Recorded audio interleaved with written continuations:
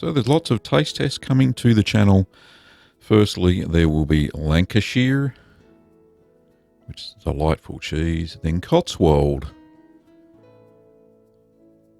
We're going to have the fake Camembert, the Stout Cheddar, and lastly, the Wensleydale with Cranberries. Not necessarily in that order, so please stay tuned over the next few weeks where we will have a cheese smorgasbord of taste tests.